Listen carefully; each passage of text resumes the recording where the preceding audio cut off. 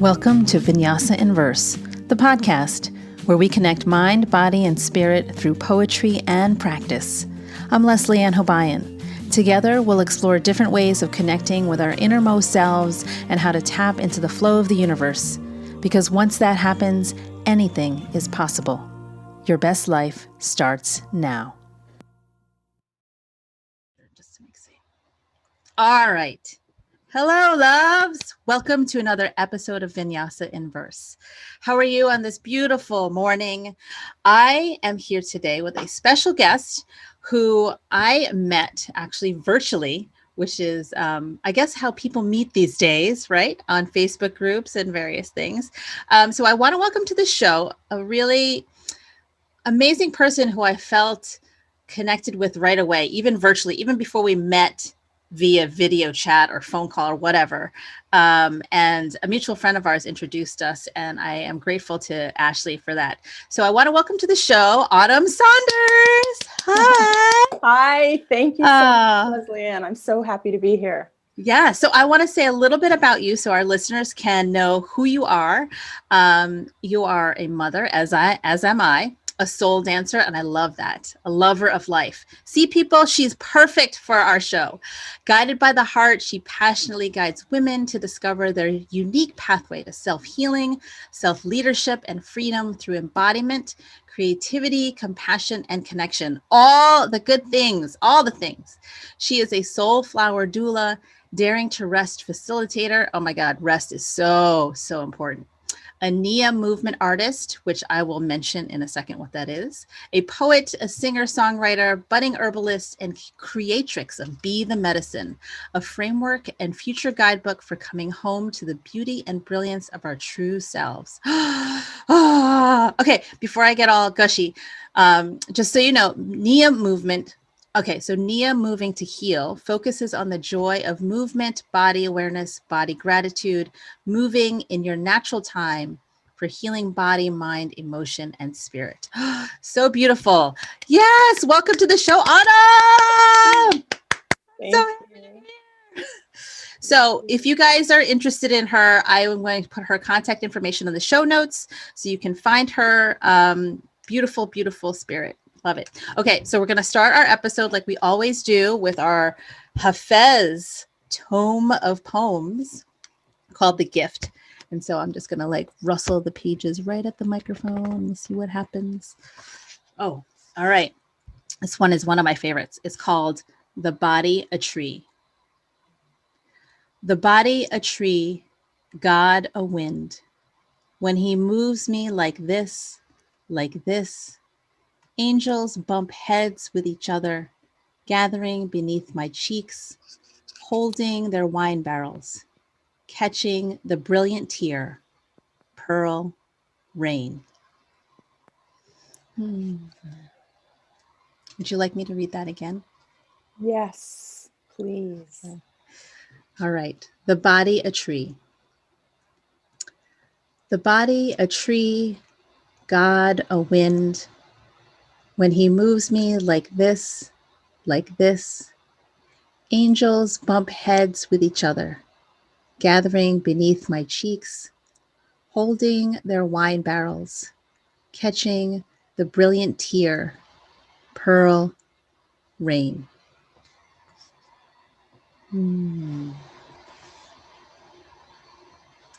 So what are you feeling right now? What are you responding to? I just have a tear. When I heard my body a tree, it just went all straight through my bones, down to the soles of my feet, straight into the heart of Mother Earth. And I felt immediately strengthened.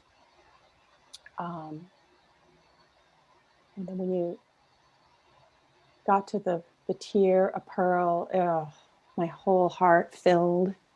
And I felt this sense of relief with the watering of my eyes and that dewy that nectar of life Mm. force moving through me. Mm. And the middle part of the poem was like a it was like a dance in the breeze, and but feeling rooted during the dance as the way a tree sways, and evoking all of the life force moving through the body in ripples and waves, and landing in that sweet pearl of nectar that we can carry with us. And I felt a sense of relief, release, Mm. and the aliveness that is available when we Mm. pause. Yeah, I love that. I love that. And as you were talking, my whole body was like, like high vibes. I was definitely picking up on your energy as you were talking, how much the poem connected with you. And it's such a beautiful thing. And I've read this poem so many times, and every time it's different. Every time I receive it differently, but when I share it with somebody and they have a response to it, it just makes it that much more rich for me. And so I thank you for that. That's amazing. And I just love Yeah. watching you move your body. I thank you. And the thing about poetry is that I really believe it's meant to be um, voiced, and when you read it, I could feel it was moving through your body and your Mm, body's resonance. And then I was receiving the words and also your voice and that resonance that then filled me with more of that. It brings the humanness out of the poem. That mm, it's that the words are like the container or the vehicle for the voice to flow through. And so when we actually speak words out loud in story or poem, it brings it to a whole nother level. I mean, of course, it's beautiful to sit alone and contemplate and read a poem. I mean, that's a different experience, but the gathering and bringing it forward through the voice, that really did something to my body that would be different from me reading it, off of the page. And I wanted to share that I don't usually wear jewelry. And today I put this little pearl bracelet on look at that. right before I was getting on this call. And it was not my plan. I said, something in me said, get something on your wrist. Cause sometimes I like to play with something as I'm talking.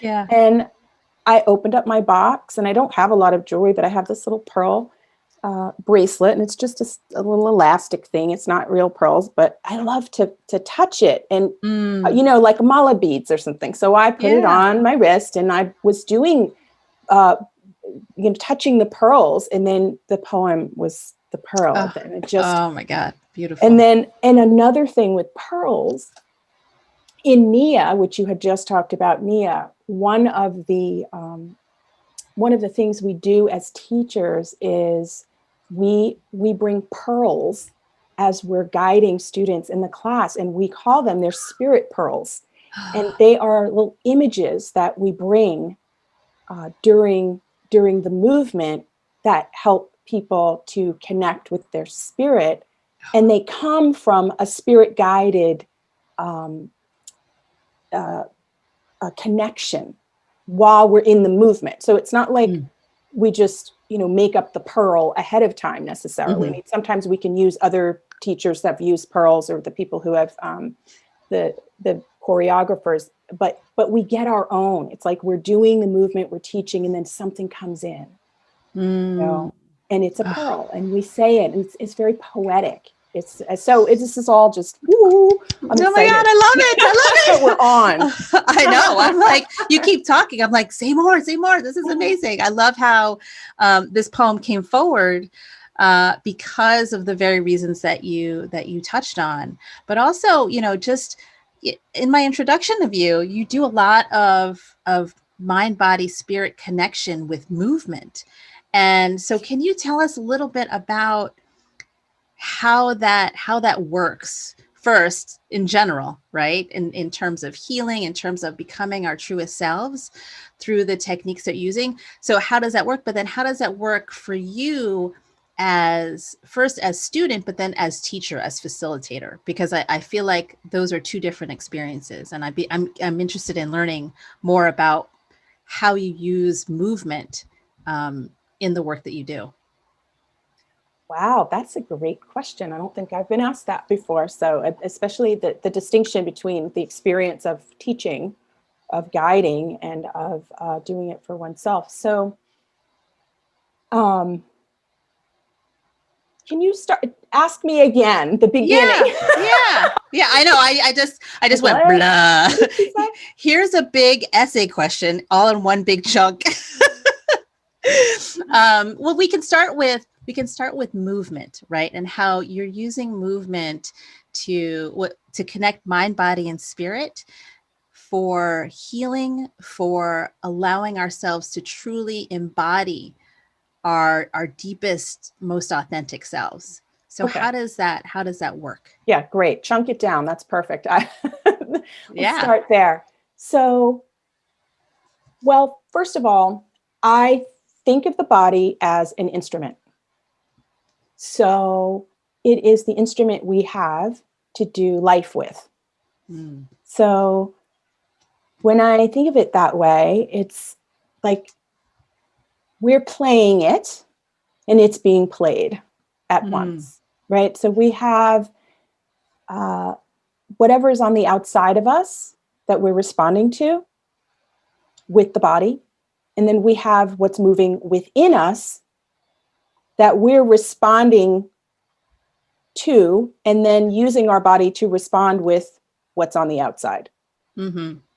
So it's this dance of integrating all of the time what Mm. is coming from us and what is coming to us. So it the body is the thing that is the container that integrates all of it, right? So when we talk about body, mind, spirit, all of it together, it's like we can't we kind of can't not be, having it all together. The Right. thing is, I think that we think because we stay in our minds, in our brains too much. We're conditioned to be, disconnected from our body and talking heads, that kind of thing, right? This is our cultural conditioning and the way we live. But I think that we in reality, we're not so disconnected. Mm. Like our perception is that we're disconnected, right? So in terms of the movement for myself, how I view it or how I have known it as a healing medicine Mm. is that when I pay attention,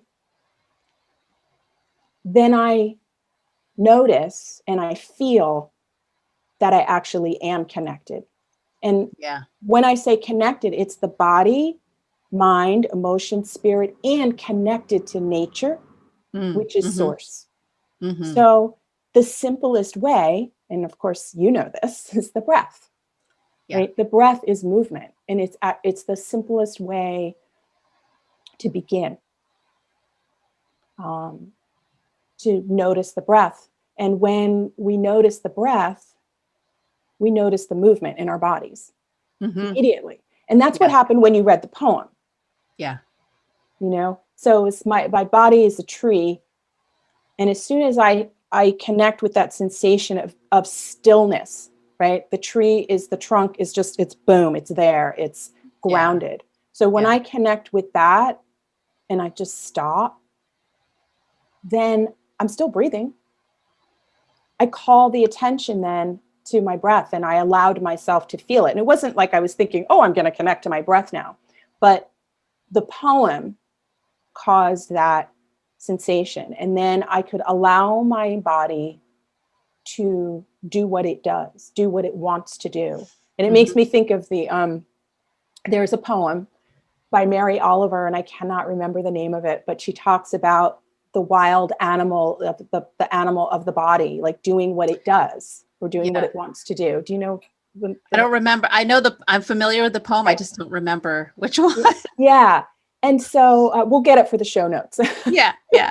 So, but it reminds me of that kind of feeling. So really the movement in the first instance is just connecting with our wild self, our animal. And for me, it started when I was a little girl, and it wasn't something I thought about, but I loved being barefoot in my backyard, Yeah. feeling that coolness of the grass and the softness, and I was just moving. And if I felt moved to dance, I would dance or skip or whatever, roll on the ground. And get your dress dirty? No, just kidding. Yes. I'm only teasing. Yeah. Oh, I was a girl that, loved to wear dresses and also get muddy and climb trees. So yeah, still am. Yeah. Right on. Right on. But so yeah, it's just so really in the movement, that's where it starts for me, is what I would say, is this kind of it's a relationship with the body. Yes. It's a loving of the body. It's a wanting to know about this instrument. How does it work? What does it do? What can it do? Being curious, and it really is very childlike. And the more that I do movement as healing for myself, and especially the more I teach it, the more I go back to the sensation and the experiences of being a young child that is just curious about this body. I mean, we don't have words for it then, but like, if there's a hill to roll down, I wanting to like go, oh, I want to do that. What does that feel like? Right? What does it feel like to reach up and hold on to the limbs of a tree and pull yourself up? That's strength. Right. And then, or if it's me, I'm just going to hang there. Right? Yeah. So all of that comes into play. And then in the teaching of it, it's really guiding people to connect with the sensations in their body through play and through really connecting with joy. And in Nia, joy of movement is the first principle of Nia. So that's there's a whole lot more, but that's the top priority. So if I'm teaching and I don't have that, then the rest of it kind of, isn't going to be enough. Exactly. So that's always the focus, and the rest comes into play. And that, as I said, just brings me back to that joy of actually being alive and being in a body and feeling that we do when we're little, until it gets taken and we get, you're supposed to sit down, or sit in a chair all day, or you can't move like this because it's not, acceptable, ladylike, or whatever. Exactly. So yeah. It's like a relearning. It's an unlearning. The teaching is like an unlearning, and then a reintegrating the body, or even a remembering. Absolutely, a remembering. And that's re-membering too, right? Yeah, totally.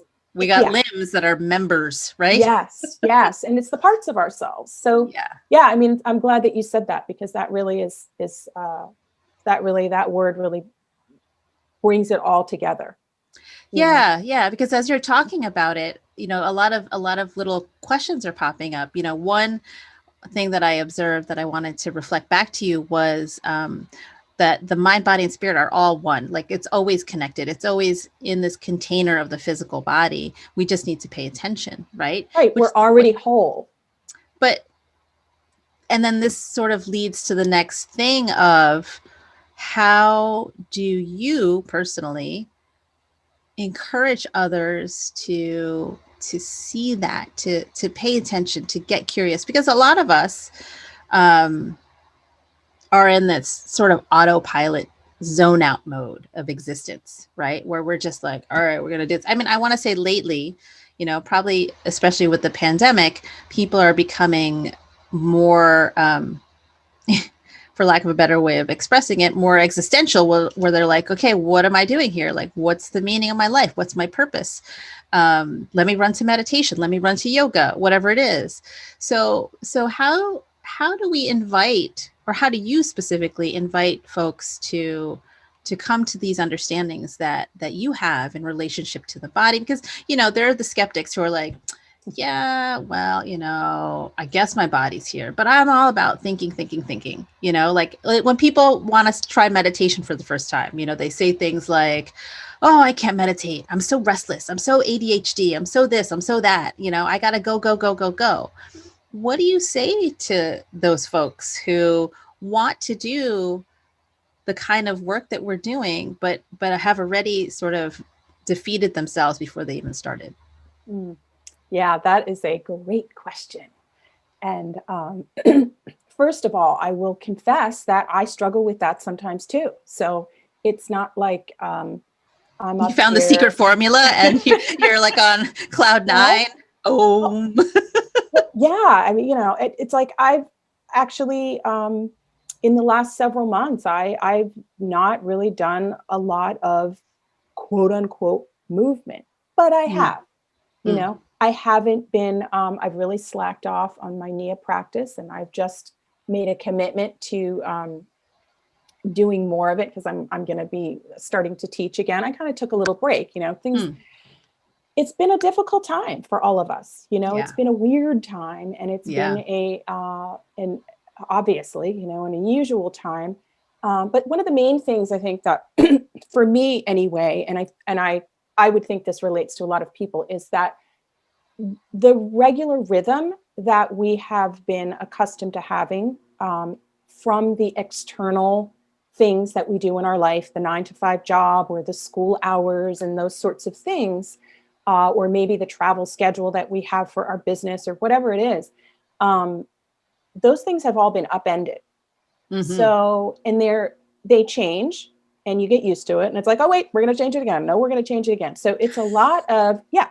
So as soon as you find a rhythm, it's like it changes. And I Yeah, know that's yeah. been in my life with, I have kids in school, one in college, one at home with high school. I mean, it's literally changing. I can hardly keep up with the schedule, right? Right, right. Um, my anything that I was doing regularly outside of the home, teaching or whatever, has changed. So it's really calling me, and I believe all of us, to find our internal rhythm, which is one of the things Mm, that I teach about and is part of the Be the Medicine framework, is rise, rest, rejuvenate. It's finding that daily rhythm.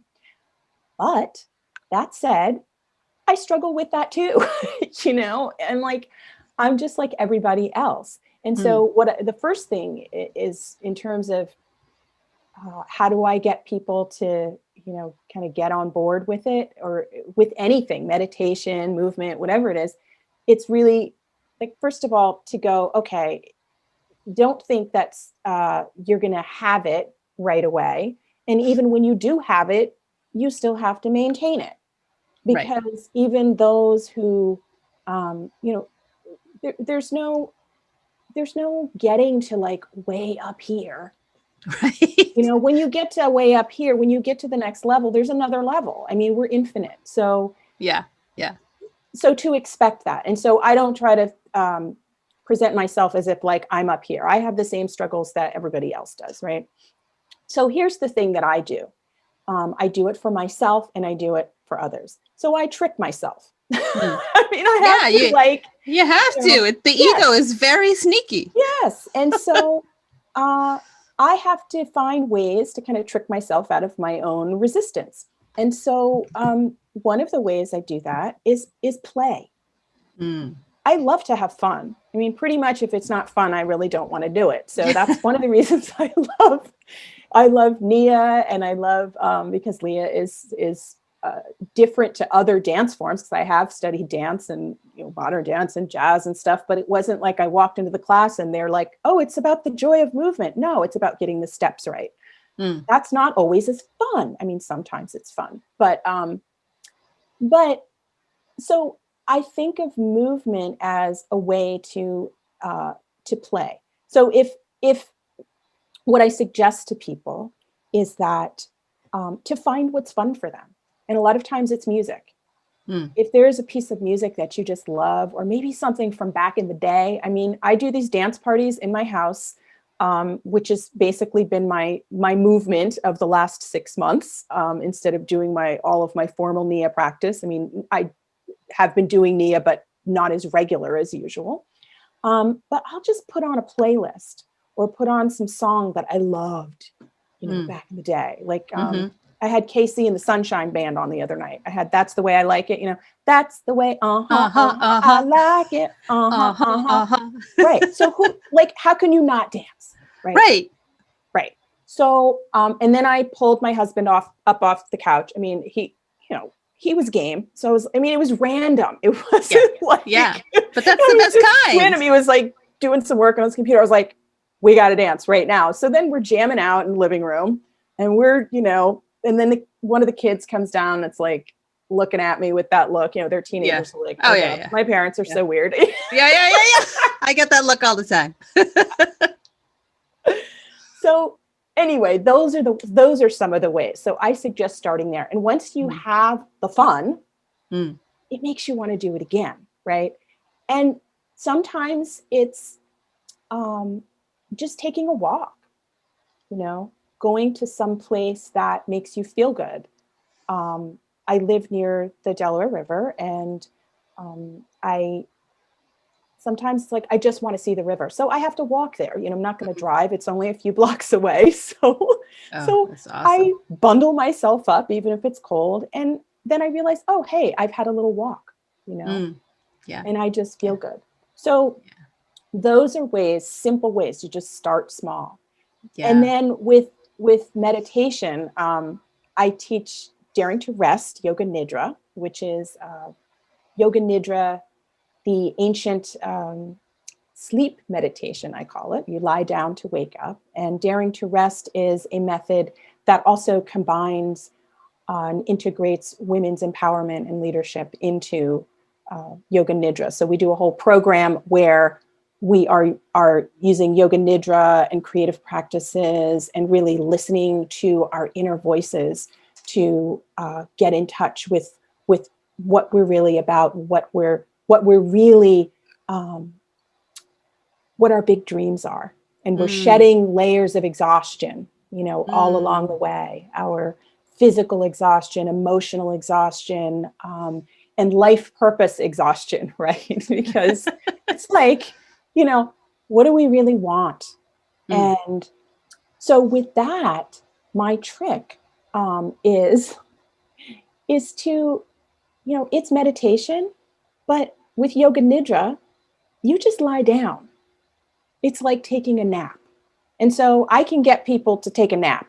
Right. And to guide them. I can get myself to take a nap. It's like, I don't feel like meditating, because I was never a big formal meditator. I mean, I've tried, and I, have that training and all of that, but, do this type of breath and do, if I'm not in a group of people going to a class, like, I won't do it by myself. Right.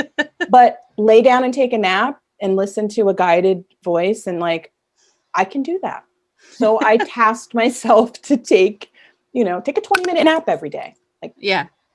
So those are my little, I'll call them tricks, or little, it makes me feel like, or reminds me of, it's like one of those little gnomes or sprites or something, it's like a little fairy that's like, I'm going to, just kind of trick you, a little trickster, that's going to get you to do something that you're supposed to do. So something that's good for you, but we're not going to tell you that it's good for you. Yeah. Because then you resist. So we're just going to say, oh, just, do that.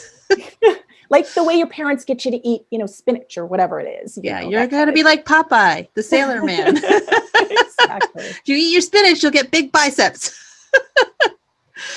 Well, I have something came up while you were talking, and I love these little tips, these invitations to begin practice.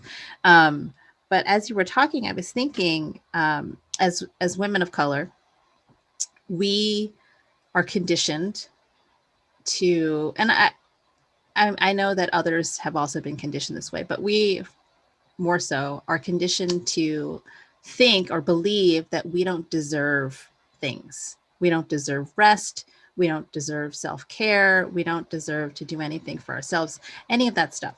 So how, like, speak on that a little bit, because it's interesting as I'm watching the quote unquote new age slash spirituality, and I hate to say this, but industry, right? The wellness industry, as I see it expand, um, often women of color are not included in that conversation. And now I want to say that there are people out there who are, making inroads, in that respect for our community, but the messaging is really turned down low, where it's like, where is our place in wellness, in taking care of ourselves and healing ourselves? So I wanted to get your thoughts on that. Yeah, that's a great topic to bring up, Roseanne. So one thing that jumped out at me that you said was, we're not included in the conversation, and that is true, in this billion-dollar industry, which the fact that it's an industry is a whole nother thing. But right. right. So that's a whole nother thing. But we're not included in the conversation, and so what I am realizing, and have been in these last many years, but also really particularly in this last year or so, last couple of years, like really noticing that, and realizing that we can have our own conversation. I can start the conversation. You and I are having this conversation now. And so that just flipped it around for me. And it really was like, it's a matter of giving oneself permission, which is the whole thing in the first place, right? Right. That we need to give ourselves permission to even heal. And in Nia, we describe healing as a feeling better. It's that simple, because healing doesn't mean that we're fixed. Healing doesn't mean that we're not going to die. I mean, a lot of times I think that, and I learned this from my own mother's death, that, I felt that she was healed and she died. Right. So we're all going to face death when it's our time. Right. And that's not something that we can change. But what we do have agency over is how we live when we're here, which I believe sets us up for a beautiful transition into the next realm of wherever that is. And so giving ourselves permission to feel better, to heal, to be on that path, I believe gives us the opportunity to live the best life, so that when we do meet the doorway of death, of transition, of transformation, that we are in our fullness, in our full expression. And really, our life is constantly evolving. I mean, I feel that, I go back to this example of my mother, because she was also a poet, and she wrote up until she couldn't write anymore. And it was about 7 days before she passed that she wrote her last poem. And her last lines are, "I am a whole spirit, still dancing in the sunlight of the Lord. When I am ready, I will lay my head down in his silver grass. But now I live." Oh my God. Amazing. Beautiful. Gorgeous. Oh, I feel like she's here. I feel like, and this is going back to what you said at the beginning of our conversation. You speaking her words have has brought her to life, has brought her in our presence. And just that alone, I can feel that she was an amazing person and an amazing poet. I mean, those lines, I'm like, oh my God, amazing. And to have that clarity as she is moving closer to her death, and to have that peace in relationship to being alive in that moment that she's writing those lines, knowing that she's near the end. It's astonishing and so beautiful. I thank you for sharing that. That was amazing. Oh, you're welcome. It really, that was 21 years ago, and she was 52. Mm, And I am 52 now. mm. So, It's time for you to write a poem. yeah, right. So, and she danced with breast cancer for about 5 years, pretty, Mm, I was stage 4 right off the get go. But the thing that I learned, and I just has been with me since she died, is that we have the power to live, you mm, know, even when things are hard, and, and just, so in terms of being a woman of color, and um, having these conversations about healing and wellness, and how do we include ourselves in that conversation, I just really believe the first step is to recognize that we're here because there has been an incredible amount of healing and resilience and, um, strength passed down mm, to us. I mm. really, I connect with the ancestors, as we just witnessed here with my mother. I mean, she's it's funny because I feel like my relationship with her is more powerful since she has been an ancestor in Mm, many ways than it was when she was alive. I was 31 mhm. when she died, and like all mother-daughter relationships, there's some friction there, even though she was like my best friend, and also, got on my nerves, like, and I'm sure I That's got on normal. hers. Right. So you have daughters, so Yeah. it's,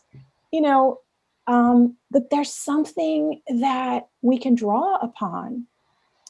And especially this is for women of color, that I feel that we naturally are more connected with our ancestors, even though we may not know it Mm, consciously. mhm. Um, and I don't even know how to explain that exactly, but There's I just a sense. there's a Like sense. you can Yeah, just sense it. yeah. And there's something to do with, also in terms of the embodiment, is there's something in terms of being restricted and denied from access to some of the, academia, more intellectual kind of, success, or moving up the ranks.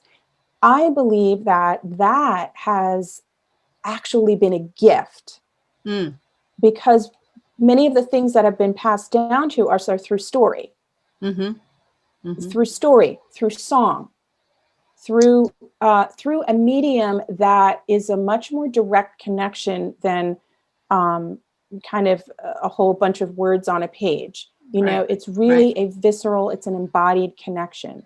And so we are much closer to that source. I Yeah. believe that it's Yeah. just a livingness. I know that from my experience of, songs I sang in church, or that kind of thing. I mean, it's Yeah. like, Yeah. it's soul food, Yeah. soul Yeah. music. And so, um, And cooking. and cooking, Oh, yes, oh my yes. God. And dance is such a huge part of that, Yes. right? So, Yes. I mean, when I was growing up, if there was music on, people were dancing. Somebody Yeah. was, somebody Yeah. was moving. Yeah. And so, and because I mean, I'm speaking from myself, from a Black culture, that American, of course, that there wasn't that kind of inhibitions, Mm. unless we're around white people and we have to be proper or something like that. Right. But, Right. Right. I felt that wasn't the case. And so I felt like I could really move freely Mm, as a child. mm, And my mother is actually, she's white, and her side of the family is white. My dad's side is black. And so on my mother's side of the family, I could see around white people much more of a stiffness, or even if people were dancing, but a much more of a, like, a held back. Who's looking at me? Exactly, a held back from the body. So, so it just, for women of color, it's like really honoring those roots, and I mean, we can all honor our roots, of course, but I just think particularly it's knowing that we already have so much. We don't actually need to look outside.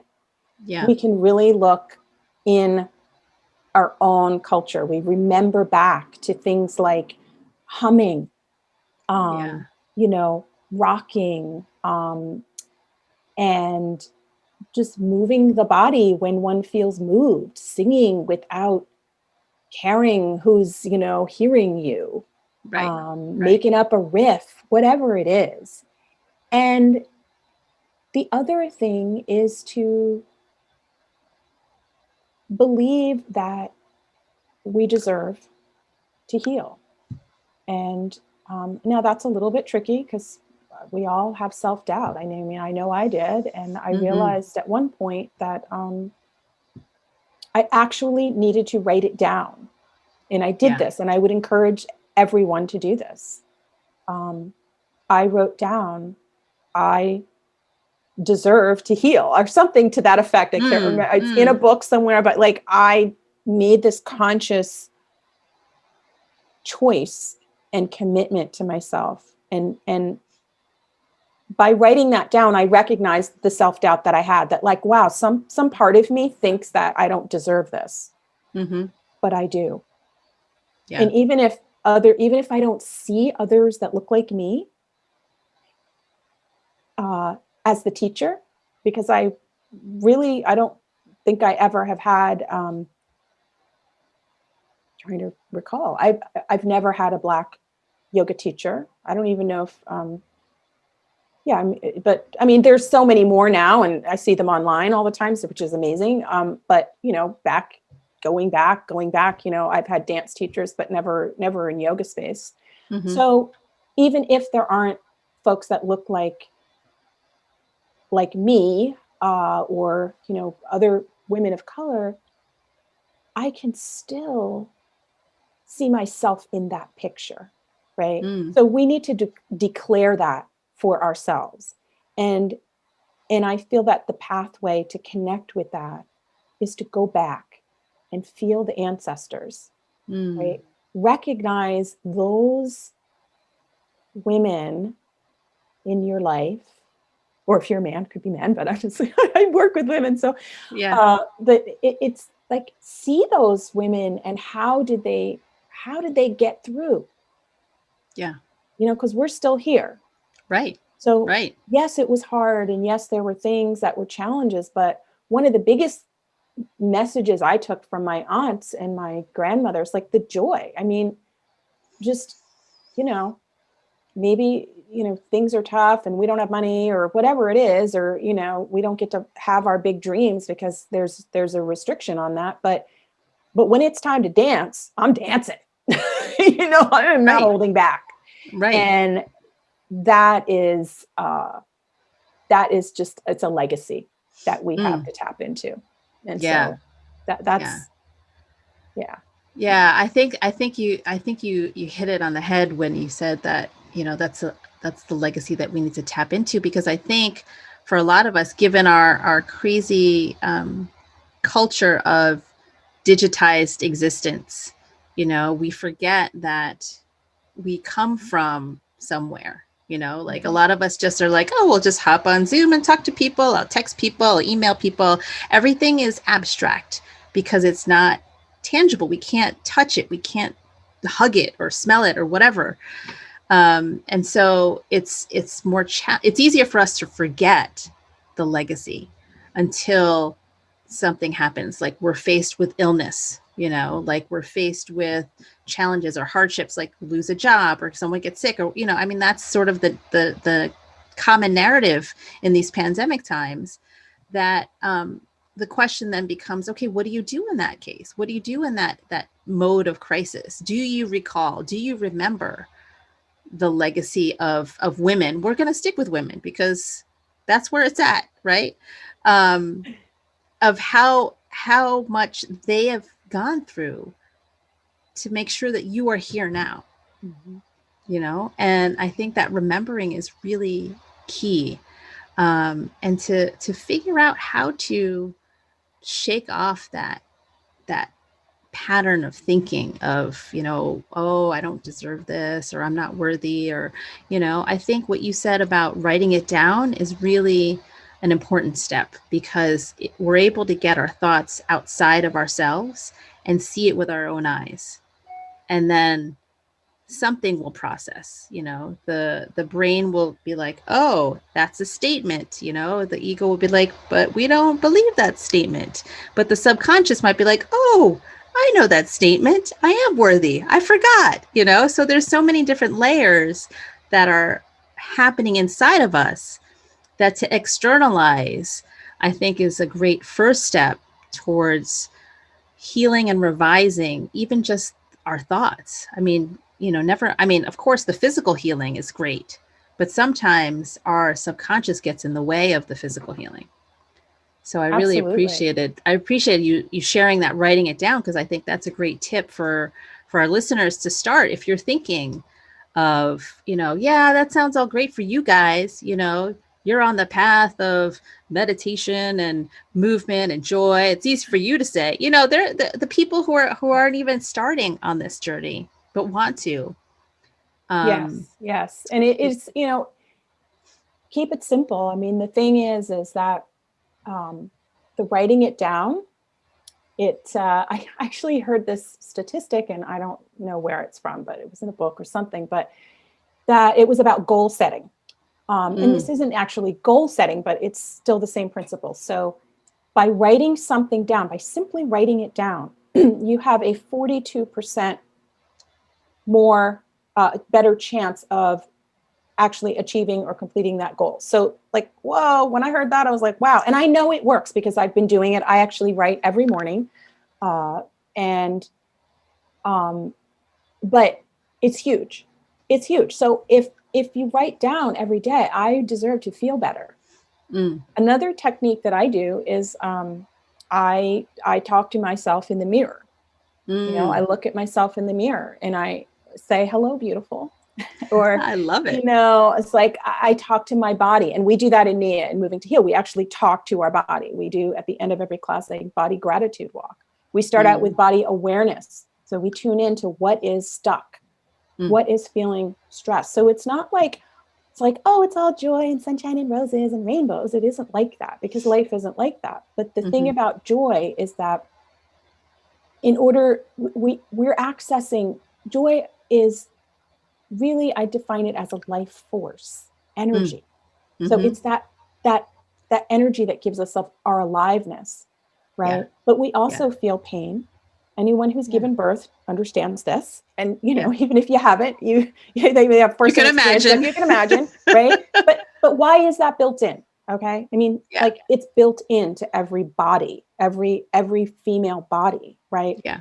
So we go through a passage, we go through a portal where we get to release and transform. And so going back to the poem from the beginning, that sensation, that tear, the tears are holy. That's the pearl. From the tears, it's the water. We get to release. I mean, you think of birth, and we're in this amniotic fluid. The waters break, and we come rushing out through this portal into our earth, right? Into our bodies. And so this cycle is happening all of the time. It's happening all around us in nature. We're going through the seasons. We're rebirthing every year. We're rebirthing every cycle of the moon. Following the moon cycles is amazing. Following your menstrual cycle or following the moon cycle is available to anyone, whether you have a menstrual cycle or not.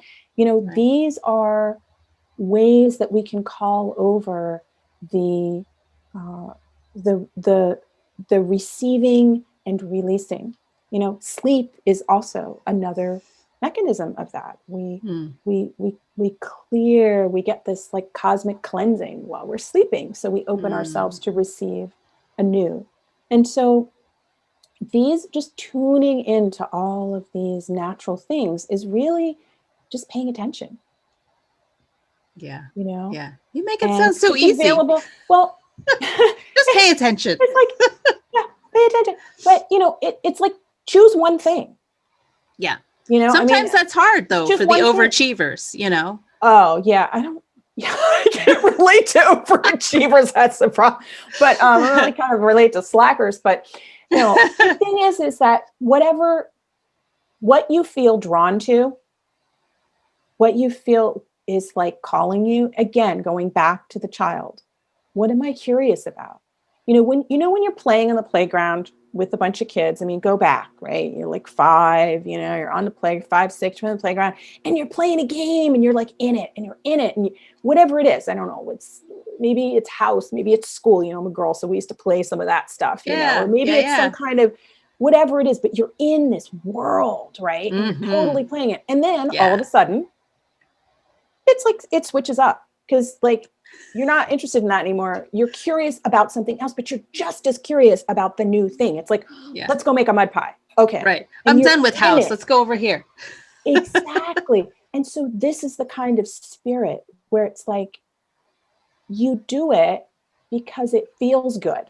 That's why we play, because it feels good. And when it's enough, you go, okay, it's enough. And you go do something else.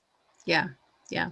And as you're making the transition from, okay, it's enough, it's like, oh, hey, that was fun. And that's how you do it when you're kids, right? It's like, oh yeah, we played house. That was fun. So it's this calling over of the great experience that you had. And this is so important, so that when you do something that feels good, make sure that you let yourself know that, hey, I took a walk down to the river. I didn't really, it's like I tell myself a little story. Gosh, I really wasn't feeling like going out because it's cold, but I bundled up and I put my scarf on, I put my Uggs on, I put my hat on, and I walked down to the river and I saw the sunset, and it was so beautiful. And I moved my body. I feel invigorated. I feel really good. I'm glad I did that. Like, I need to say all that, right? I mean, maybe it was a 15-minute walk, but maybe that day, a 15-minute walk was a big deal because I really just felt like hiding under the covers that day. And so this is the thing. I deserve to feel better. I already know how, because I have a legacy that has shown me. Yeah. Like, I don't need to go to a class. I don't need somebody to teach me. I already know how. It doesn't mean we're not going to then, get more layers and more education, all of that stuff, but to start.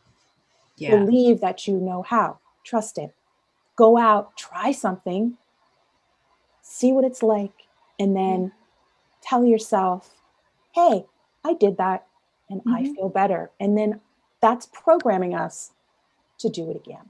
Yeah. Yeah. Yeah. Or to have the experience and be like, oh, that didn't work.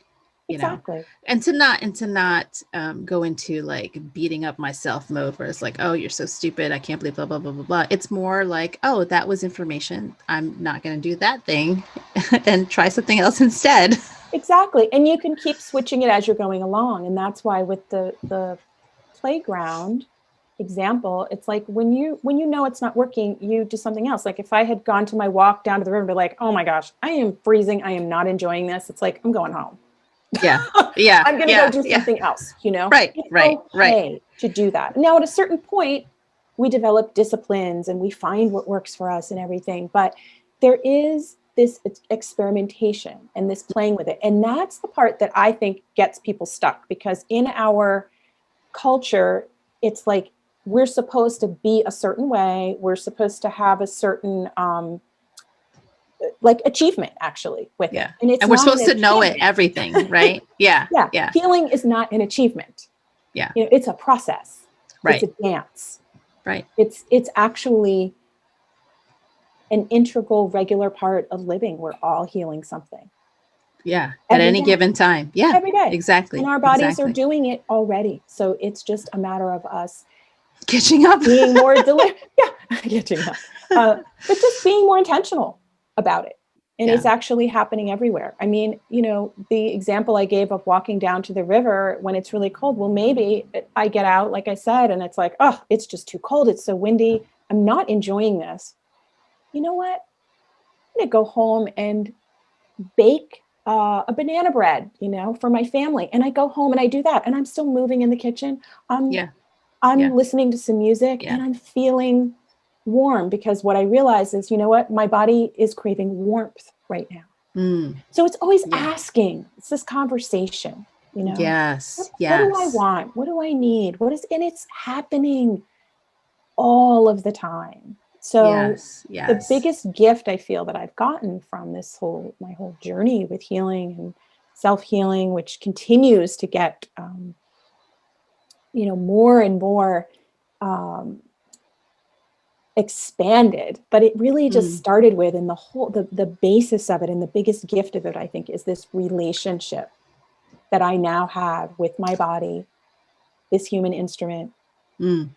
that is the vessel for my soul, Yeah. my mind, my emotion, my spirit, and Yeah. we get to dance together. And I know that there is a wholeness, that I'm already whole. But when I get dispersed or feeling scattered or feeling disconnected, I can talk to myself in whatever way, whether it be through writing or through speaking out loud or through Right. moving and listening. There's so many ways to listen to ourselves. And I Yeah. listen and I respond, and I listen and I respond. And that's really, to me, that's kind of what healing is, really, right? That's Yeah. like Yeah. the kind of the core of it. But that's the tricky part, is the listening, because people might be listening to us and thinking, "Oh, I'll try this, I'll try that, I'll try this, I'll try that," right? And for the overachiever, recovering overachiever, it's the, am I doing it right? I got to do it right. I got to do it right. So let's say I take a walk. I take that walk to the river and I'm cold and I'm not enjoying it, but I'm like, nope. Autumn said, I'm gonna go down to the river and I'm gonna enjoy it. Damn it. You know what I mean? And then you come back and you're like, well, that wasn't exactly healing. So it's this important piece of listening to our inner wisdom versus the ego. Because I know for me, like on my own journey, I've always been that regimented kid of not I mean older kid, not the play kid, like the high school kid, where it's like, all right, I gotta cross all my T's and dot all my I's and do it the quote unquote right way. If Autumn says that healing is a walk to the river, then I'm gonna do it, like even if it means I'm gonna get frostbite on the way. So the important part is the listening and being able to, and this is something I think that we need practice with, is discerning between what our ego voice wants us to do and what our heart wants us or would like Yes. what our heart knows Yes. we need to do. Yes. And that's where the slowing down comes, Mm. which doesn't have to be meditation in the, sitting kind of meditation. We have other kinds of meditation. And Oh that's yeah. where, like, reading a poem, Yeah. brings Yeah. us to that place. And I encourage people to read a poem out loud, even if you're Mm. alone in the room. You'll hear Mm. your own voice. Our voices Mm-hmm. are powerful. It's one of the things that tools that I use, is sounding Mm. and bringing the voice out. And it is a very powerful healer to hear your own sound. So talk about, like, we have the inner voice, bring that inner voice out, and Yeah. we feel the resonance of our voice from the inside. Mm-hmm. And then when we bring it out, we receive it again through our Yeah. ears, Yeah. our own Yeah. voice. So imagine the power of that. And so I think that's a great way to get out of the loop of the outside voices, Mm. of the, you know, um, doing it right kind of thing. The should It's very, voices. yeah, yeah. It's, I think, yeah, no shoulding. You know, Yeah. just there's Yeah. some things that, I mean, I actually wrote that down too. I was like, I'm getting like, no more shoulding. I'm not shoulding anymore. I mean, I still do it, but I made a little declaration, you know, Yeah. like I am Yeah. giving up shoulds and have tos, and rewrite Yes. that language, you know, Yeah. instead of Yeah. have to, it could be I get to, or, Yes. right. You Yes. know, I I love get that. to wake up in the morning, even though, you Yeah. know, really don't feel like getting up this early or whatever it is. But it's Right. like, oh, I get to take a walk. I can walk, you know, I can go, Yeah. I get to go outside, right? Yeah. Yeah. Reframing. You know, instead of shoulds, it's, Right. well, wait, what do I want? That's one of the hardest questions for us to ask. What do I Mm-hmm. want? Mm-hmm. Especially for women. And you know, I, like I said, am not one of those achiever types. I'm actually quite the rebel. And I, you know, was a good student and not a good student. So just both. But the thing is that we need to think of ourselves as students of our own life. Mm. So if you are an achiever and you need to have a way, this is another little tricking yourself, you know, a way to like, you know, do it quote unquote right for Right. the quote unquote teacher. Well, make yourself Right. the teacher and make your Right. life the school, right? Mm. Yeah. Love it. So you have yourself to be accountable to. You have yourself to not Autumn said, or Right. not Right. Right. Leslie and, you know, I mean, obviously for you, it's your own self saying, but Right. it's not because it's the right way. Now, of course, there are techniques and technologies that do work, and they are, uh, they, you know, we need to do certain things certain ways, but how did those ways get discovered? Right. Right? Experiment. Right. Play. Exactly. And this is the instrument that we have to do it with. Yeah. You know, it has a form, it has a function. So it's only going to do, I mean, I can't, you know, bend my leg backwards and things like that. I mean, it does, you know, it has like parameters, Yeah. but within that, what can we do in it? And you know, let go of Mm. needing to get it right. Or, you know, it's not so easy to just say, okay, I'm just going to let go of that, right? I get that. So lean into it first. Mm. Mm-hmm. Why? Why Yeah. do I feel like I need to get it right? Where is that coming from? Explore it. Be curious of Yeah. whatever it is that comes up. Yeah. Yeah. And curious as in like dive a little deeper below those Yes. surface questions. Get to the root of it. Be like, you know, where did this come from? And where did I get these messages? And I mean, Yeah. there's so much. There's so much. I And mean, where we do I are, feel it in my body? That's yes. That I think is key. is absolutely key. Where do I feel this in my body, and what does it feel like? Mm-hmm. You know, does it feel tense, or does it feel contracting, or does it feel expansive? Yeah. These are just giving you clues, you know, Yeah. giving clues. Yeah. The body never lies. Oh, my friend, this is so amazing. So amazing. What great conversations we've been having. I love all these topics. I feel like we could do like a whole lecture series on all the little points that we talked about. But I wanted to shift gears a bit to the poem that you have brought to the show. What will you share with our listeners today? All right. Yes, thank you. This has been really just so rich, and we'll have to plot and plan and craft some sort of workshop, and hopefully, you know, Yeah. Woo. we want to be outside when we can. So the poem that I brought today is called Wild Spirit Dance. Mm. Wild Spirit Dance.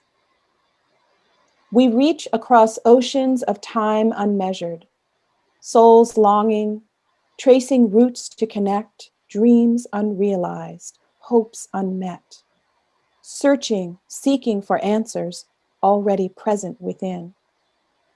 We know the way, though we don't believe it yet. Across oceans of time unmeasured, we dance together in our dreams, in our hips, in our sways, in spiral waves. Dance with me, mother. Dance with me, sister. Dance with me, daughter. We are moving to the rhythm of our hearts, dancing in this tide of confusion, stepping out, stepping in to our spirit dance. Shaking, laughing spirit dance. Oh joy, find us here, barefoot in the grass. We are ready. We are patient. We are strong. We are not stopping. Thank you. Was that one of your own? Yeah. Oh, yeah. Oh, Yeah. beautiful, beautiful. Oh my God. The last image of in the grass waiting.